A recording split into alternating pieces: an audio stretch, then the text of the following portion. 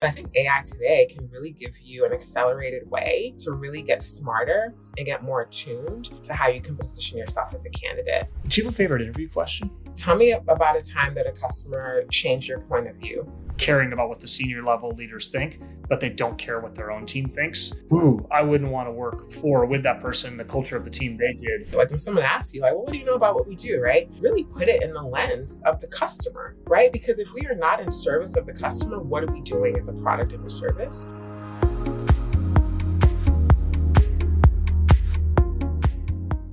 Welcome to How I Hire, the podcast where we talk with senior go-to-market leaders about how they find, vet, attract, and grow new talent. Today, I'm joined by Ejieme Eromosele. She is the VP of Customer Growth at Quiq. She's held a number of leadership roles there, including running EMEA, where I met her when she was doing that, and now customer success as well too. Before that, she ran customer experience at the New York Times. And I recently learned she's writing a book on talent, and from both sides, from both the applicant side and from the company side. So I'm excited to dive into that. Ejieme, welcome. Thanks so much for having me, Andy. And yes, I'm excited to dive into these topics today about how I hire. That's neat. Well, maybe we kick it off since you're in the AI world and people are always interested in that. I'm curious if you've had any thoughts around how AI impacts executive hiring.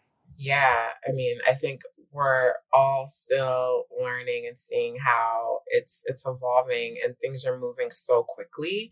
But I think what AI, at least what I'm seeing, what AI does, and let me take the lens again of maybe a few of the different personas, the candidate experience, companies doing the hiring, and then maybe even a third of external recruiters, right? Like that's kind of the ecosystem of hiring. I think for candidates, it's such a supercharged ability to do your research, get really down to how you understand how you may add value to a particular company or to a particular role.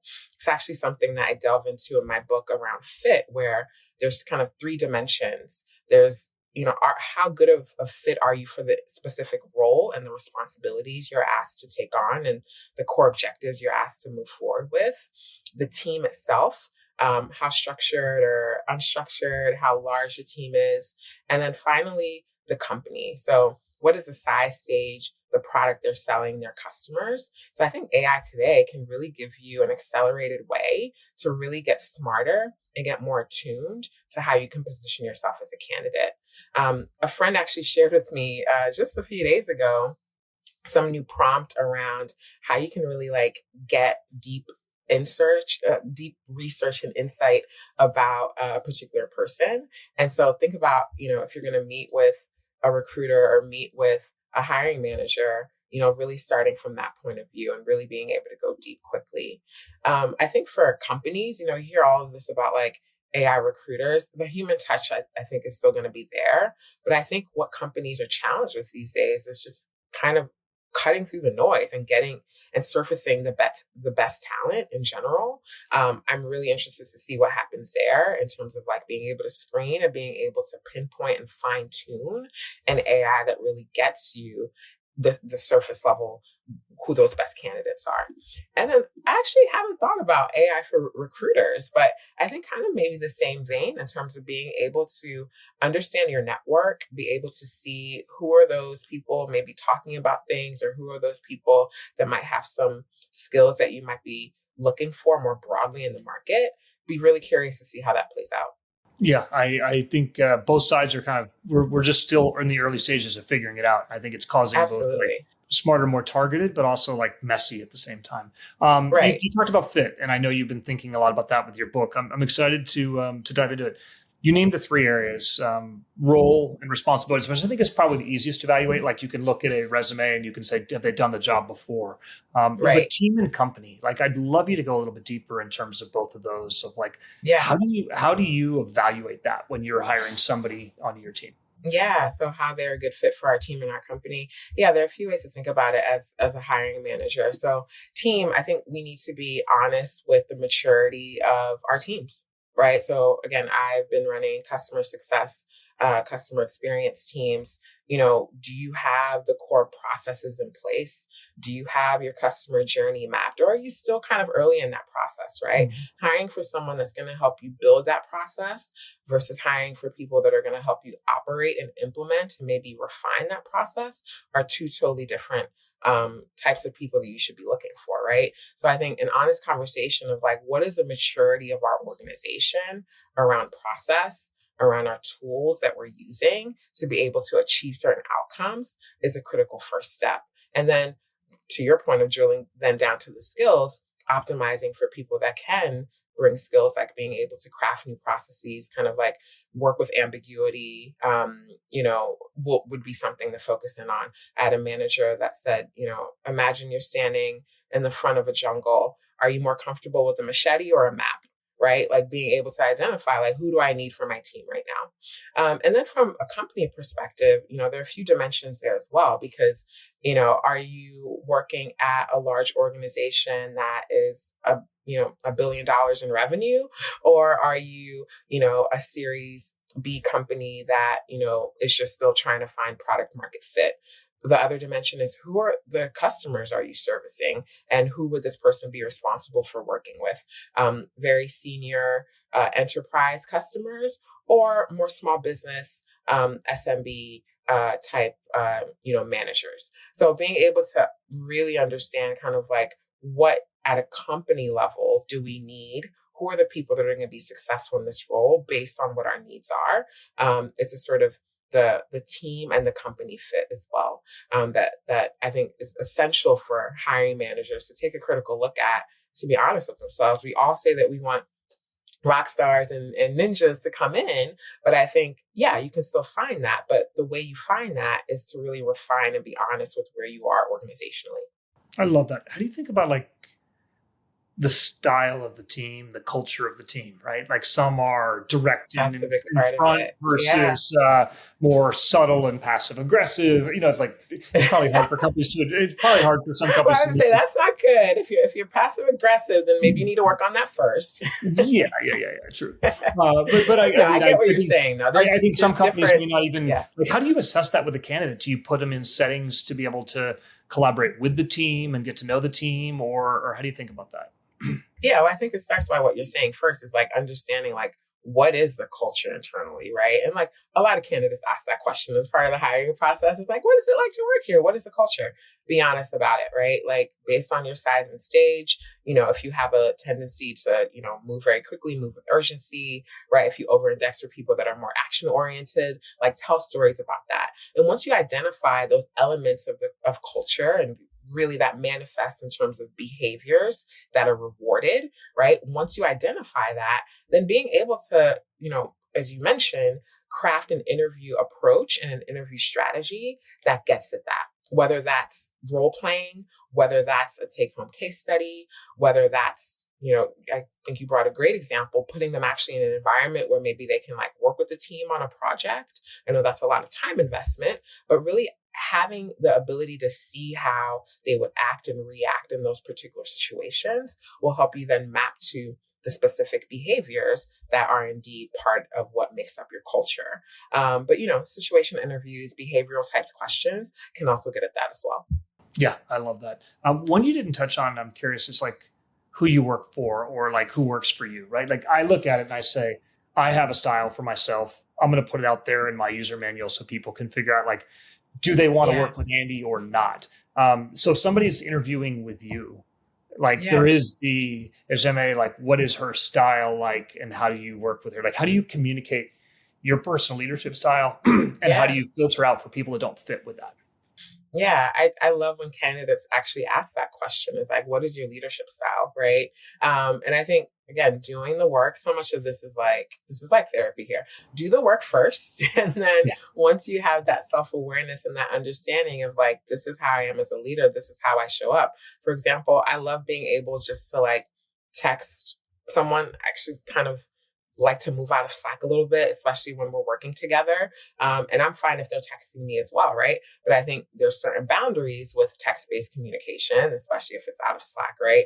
So I think communicating that and then honestly sharing that, right? So I like to be able to, before I give an offer to someone to join us, and if they're going to be my direct hire, actually before the offer round, I have a kind of one-on-one kind of keep it real conversation. It's like, look, I want you to come into this situation eyes wide open. Here's a little bit about what it's actually like to work here.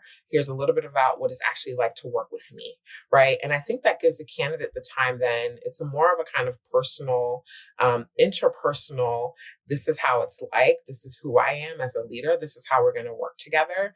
Give them an opportunity, one, to ask more questions so that they can also qualify themselves in or out, but also to give them a bit more of a day in the life of here's how we'd be working together. So I think it's really important. I have honestly made the mistake in hiring in the past where, it was all sunshine and rainbows. It's like, it's going to be great. And I wasn't honest. Like, I'm putting it out there. Like, I wasn't as honest and as candid as I could have been.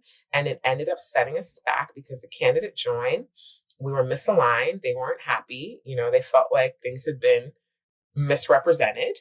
And then we had to start from scratch. So how much time was wasted, both on our side and on their side too, in terms of not having those honest conversations up front? I think I'm seeing this today where we're a fully remote company. People ask about it. Like, are there plans to be not remote? No, because we're all over, right? But I think, not being honest about some of these elements only sets you back in the future. God, I love I have the keep it real convo. I never named it before. I actually, what I'll do is It's the key. I've Yeah. written my own user manual. I put it on LinkedIn, and when I get Yeah. to that point, I will literally send it to them. I was like, please review mine. If you want Yeah. to write yours, I I'll read actually yours. just Yeah. I just wrote mine or I keep refining it, but like, yeah, I have like 80% of it down as well. I'll give another example. So when I transitioned from the New York Times to a Series A 30-person startup in New York, I had never done that before, right? I came from Accenture, PwC, some of the largest, services organizations in the world. And this was my first startup job. My CEO at the time, Christian, I still remember this because I'm not far from where he took me to lunch. We went to the Smith in Nomad and he sat me down. He's like, look, you're phenomenal. You're amazing.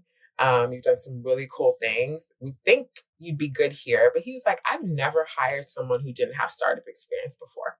Yeah. And I'm concerned that you're going to come in, look around and be like, this is a zoo and you're going to be out the door. So he's like, let me help you understand what it's like to work in this environment. And he had to keep a real conversation with me over lunch. And this is before he gave me an offer. He's like, how do you feel about that? Right. And I then was like, you know what? Give me some time. Let me think about it. Because I was leaving the New York Times. Right. I was like, let me really evaluate if this is something I want to do. But I appreciated that. And I still talk about that with him. I'm like, thank you so much for doing that. You gave me the opportunity to really come in with eyes more wide open. And yeah, like, I don't regret it. It was great. But I had that opportunity really to understand what I was signing up for. Not only that, but it also probably opened doors for your long-term relationship between the two of you, right? Like, you're like, Absolutely. we can Yeah. now have these real conversations where we voice our fears, our hopes, our things like Yes. that. And so I think it can really be Yes. powerful. So I love those. It's cool. You've written your user manual. I've written mine. We'll, whenever we publish this podcast, we'll make sure we share out Yeah. both of ours. That is cool. You mentioned kind of surprises in the interview process, right? Like and both good and bad, right? Like, do you have any, we talked about a bad one just now, which is like, if you could have been more real and you took that and you learned. Yes. We were talking before we started the podcast on like a good, an atypical hire. I think that you mentioned Yeah. that. But any great surprises in the interview process and maybe tell a story about one of those? A great surprise. Gosh, a good surprise or a bad surprise. Good. I think mostly good, but we can go with bad too. Yeah, whichever one you want to go. Well, I mean, the bad one is short, but I still remember it because I was so excited about a candidate. She was amazing. And I don't know how she missed the screen, but this is one of just like those like pre-screening questions that are just like so obvious that like once you're in the interview down the line and you're really excited about a candidate, you never go back to it. But she needed visa sponsorship. And at that time, we couldn't sponsor folks. And I was just like, did you identify this in the beginning or did we fail to see this? Right. So that was quite disappointing. But like getting the basics right and the facts like don't lie. Just like I'm not saying she lied, but like it wasn't clear at that time. But it's just like And get it's the hard because basics it's not that right. important for the company, but it's massively important for the employees. So it's like in the end, Exactly. she spun her So in wheels. the end, but like, yeah, just like be factual. I feel like there's also this question of like how much do you want to like embellish and play up what you did? People back channel, right? I know you just did a whole post about references and all of that. Like, be honest with what you've done and what you've contributed, because you don't want to be the one where it comes back to you. And as hiring managers, like, do the work to validate, right? Like, did this person actually achieve what they said they achieved? Not to say that like, we should assume that people are lying, but like, yeah, don't lie, be factual. And I think a good surprise in the interview process is, yeah, hiring for atypical hires. I think maybe I just always have had a soft spot for that because I have been an atypical hire, right? So, like I said, came into tech very early stage without that experience. But what I looked at and indexed for was some core competencies. And that's actually how I got my first VP role in tech is, look, I had done management consulting for a decade and I applied the core competencies of things like leadership, relationship development, technical understanding, business acumen to say, these are what I think the dimensions of a good customer success leader are. They're actually quite similar. And here's what I've done to kind of prove that. So I've always kind of anchored on what are those core capabilities that, you have to look for and identify that people have done, the skills that are transferable that they've been building. The other things in terms of the product itself or, the type of customer, those things can be learned on the job. But what are the things that for the role, for the context that you're in, you want someone to bring to the table? So I've always been quite, I think, pleasantly surprised that that still held true because those core principles, have still held true. Yeah, I love that. That is it is so powerful. I think the atypical or the surprises are the most amazing and the most fulfilling. If you can Yeah, if you good can find it. surprises are good. Bad Yeah. surprises are bad. So how does somebody break through in the interview process to you? How do they stand out, or in the they you've got a role and they're trying to get to you? Like how about both of those? Yeah, so I've had a few hires that have really rose to the top in the process. One in particular was really able to articulate the problem we solve for through the Hmm. lens of customers, right? So we do customer work. You know, I try to hire for people that are curious and that puts the customer first. So they're articulate. One of the questions I always ask is like, well, what do you know about Quiq and what we do? And people usually like, okay, you're a product that, does asynchronous messaging and you do agentic AI. And I'm like, okay, yeah, we do. Yep. I mean, that's not a wrong answer. That's absolutely correct. Like they understand the product. But this person was able to say, customer service leaders today are overwhelmed. They have to do more with less. Their teams are attriting. Their teams are hard to come by. And it's really hard to do this job. My understanding of what Quiq does is be able to free a customer success leader so that their team can do more. Their team has more time to do the higher value inquiries and questions, and it positions them and their team as revenue generating parts of the business. I was like, yes. Absolutely blew me away because it got to the heart of the individual who is our buyer, the customer service leader. So it Wow. taught me a few things. One, they were empathetic, right? I mean, it was like an emotional journey they took me through. I was like, wow, you got the problem, you got the solution, which is Quiq, and then you got the happy ending, right? You got a successful customer service leader. That is our buyer. That's who we serve. That's the problem that they have. So, I think being able to articulate, like when someone asks you, like, well, what do you know about what we do, right? Really put it in the lens of the customer, right? Because if we are not in service of the customer, what are we doing as a product and a service? So those types of answers have really blown me away. I love that. Yeah, it's so many people dial it in or haven't even done the research, but the ability to say that. Another one I always love is in your own words, explain the role you're interviewing for, and I love that. Yeah. and it's especially fun when you're not when you're the hiring manager, you're the manager of the person hiring. And Yes. so you get to be the end and you get to see what they've learned and how articulate are they. Yeah. But that's And really, you get to see like where they focus in on, right? Like, are they focusing on like, here are the metrics I'm trying to drive? Or are they focusing on kind of like the day-to-day responsibilities, right? So it helps you gauge kind of like how they think as well. yeah, yeah, exactly. I love it. And also how concise they are in their thinking. That's right. Do you have a favorite interview question? Favorite interview question. Well, I like the really open-ended ones, right? So like, tell me about what we do. One that I also like to ask about kind of like, how they work with difficult customers in general, right? So like, I mean, inevitably working with customers, you're going to have challenges with, getting them to agree to something or, getting them to, work with you on a bigger problem. So, really understanding kind of like how they work with customers. I think one related to that, because especially in our space, so one that I'm starting to ask now is, tell me about a time that a customer changed your point of view. Mm.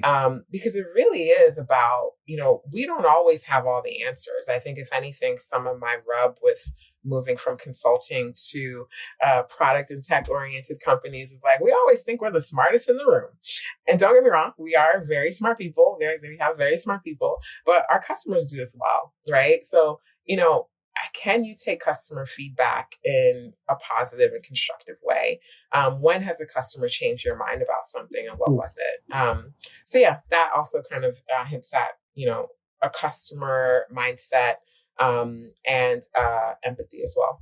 I love that. When has a customer changed your mind, right? Like that's the nobody's going to have a pat answer for that one, and like it's gonna they're going to have to think back. Yeah, I like it, but I find like it stumps people too much. I'm like, sorry. And sometimes people are like, well, I don't have an answer to that. And I'm like, that's fair too. That's okay. whenever I interviewed like support people moving into like other roles, I would always ask like, what's one thing you would want to wave if you could wave a magic wand? What would you Yeah. change?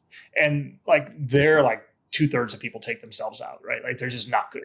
And so, but I like the idea of what something where have you had your mind changed or Yeah. like convince changed otherwise on a customer because Yeah. so few And, people listen and to the, I customers today. Yeah. I was gonna say the way I answer that, like, it happens quite a bit, but I think for me, it's really a customer has helped me more understand the challenges that they face internally to get projects done. Right. So Mm. I think we come in, we're small, scrappy, move fast, break things, startup, but we serve enterprise. So like I'm constantly reminded and constantly taught by my customers the amount of work, analysis, change management to make this stuff happen. And so what I'm continuously learning is that we're actually in the business of like delivering change to these large organizations. So what are the ways that we can be more effective at that? So yeah, that's how customers change my mind or help me learn every day.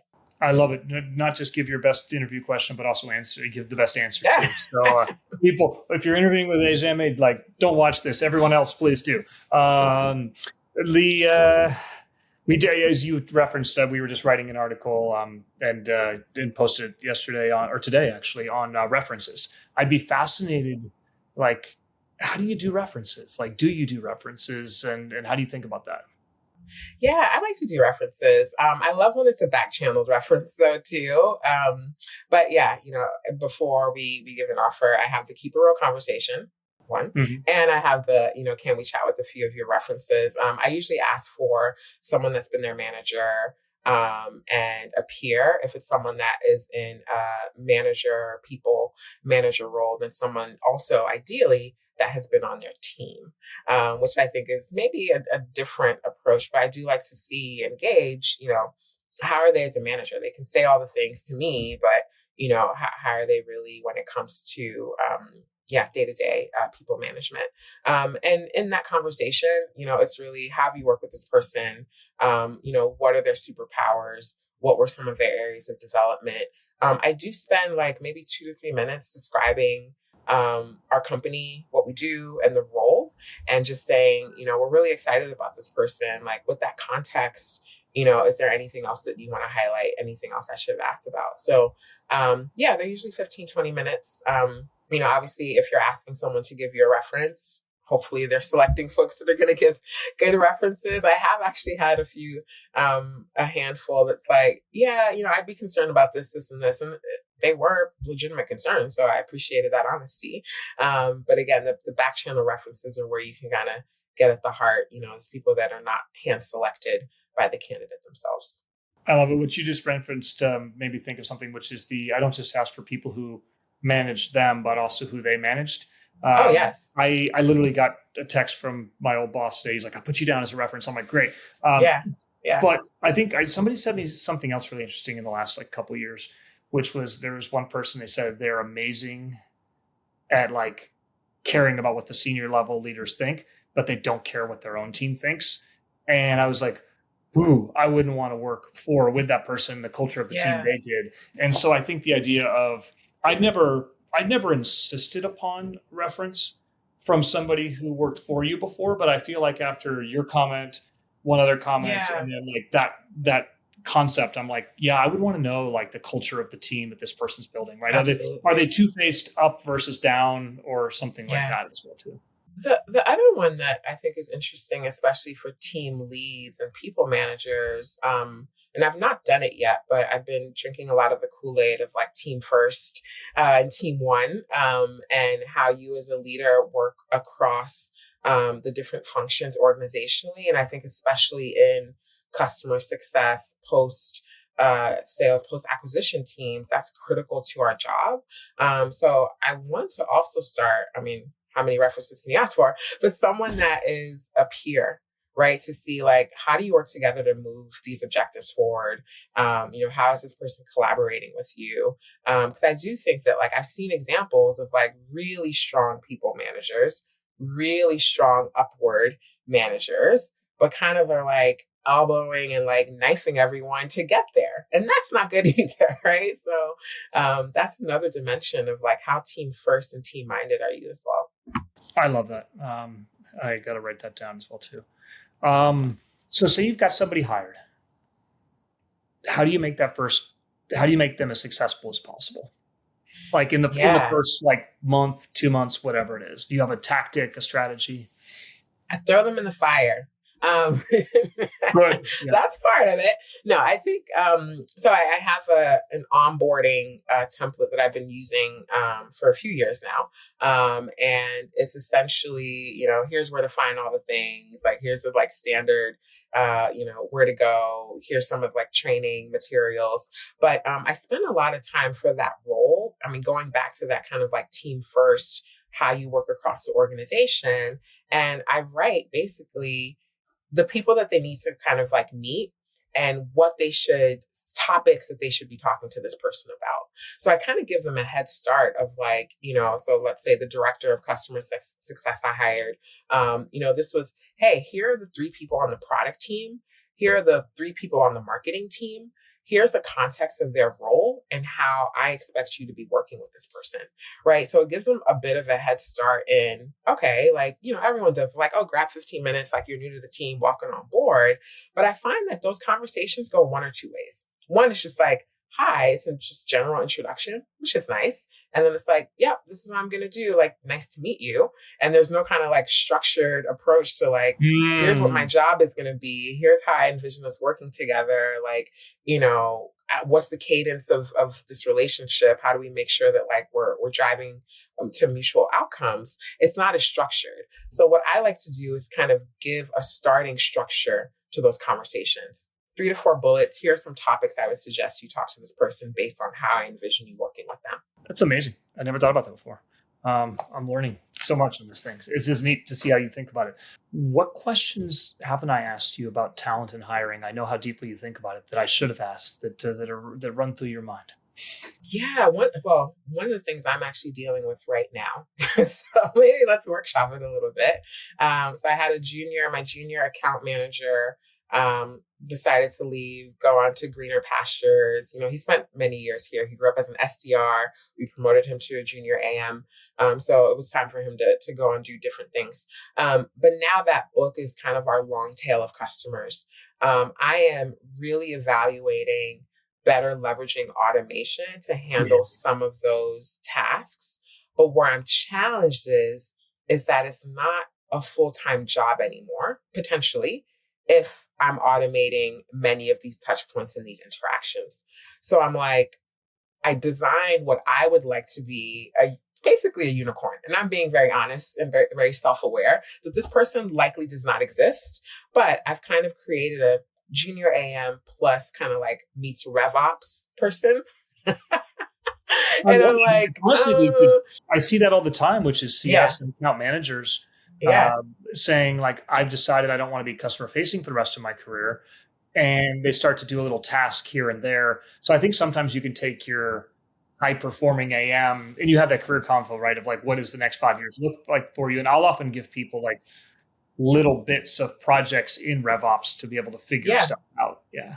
Yeah, so I think that's where I'm leaning, but we're also we're hiring for a director, senior director of RevOps too. So I'm like, okay, we're going to hire a senior person for this role. So I guess where I'm struggling with, and you didn't ask me like where I'm struggling, but I'm offering that up because that That's role is okay. very I love nice the here. vulnerability. Yeah. Is it's not a full time job anymore. We don't have our senior RevOps leader like that's in role yet. So what do I do with this? Like, I'm considering even like going to some outsourcing agencies to do like, a half AM time. But, this is still a strategic role and strategic part of our work. It's just that I'm trying to automate and free up 50% of that time. So then what is this person going to do? So I think the broader question is like, as we're injecting AI into go to market and into what we're doing, it is actually starting to deliver the promise of it's going to free up your team's time. So like, how do we think about roles? How do we think about, okay, what else should they be doing if we do have this time now available? So I'm grappling through that I currently. love it. I'll send you a fun article I wrote on scale rules, right? So at Mm, Box, we would, our head of the CCO, John Herstein, had this really great philosophy, which was if you have 20 people trying to do a task, it'll never get better. But if you have one with like 5% of their time, but if you put 100% of it on yeah, one person, it'll get better, right? So yeah, I was always, when I ran CS Ops with John at Box, I would always look yeah, for scale things. I remember at Culture Amp, we went there and we had everyone pinging the security team. And so we're like, okay, that's not going to work. We're going to put one new guy, Ian, and we're going to you can only talk to Ian. You can't talk to the security team. And Ian's job is to automate himself out of a role, right? And like yeah, we gave him technology, he figured things yeah, out, and we were able to like triple and quadruple in size without hiring yeah, any more security people, without hiring any more like of Ian's. And so I think there yeah. are those roles there that, especially, they're easier if you think about it from a growth perspective, which is like, yeah, That's I exactly get it, it. it won't be there, but like if we double or triple, we can't Yeah. hire three of you, we can only hire one of you. I mean, that's it, well articulated, right? Is it like someone that's willing to be like, I'm actually here to automate like 50, maybe 70, 80% of my work, but like, I'm going to do such a great job. And look, we're still a growing and scaling business. Like, if you do such a great job at that, like, we will create, there'll be another role for you, right? So finding someone that has that attitude and aptitude. Yeah. Yeah. Yeah. It's like, at the same time, if the company's not scaling, then it's no fun. Right. So it's like Fair. if you know, so as long as you're at a growing company, then Yeah, you're in good shape. that's right.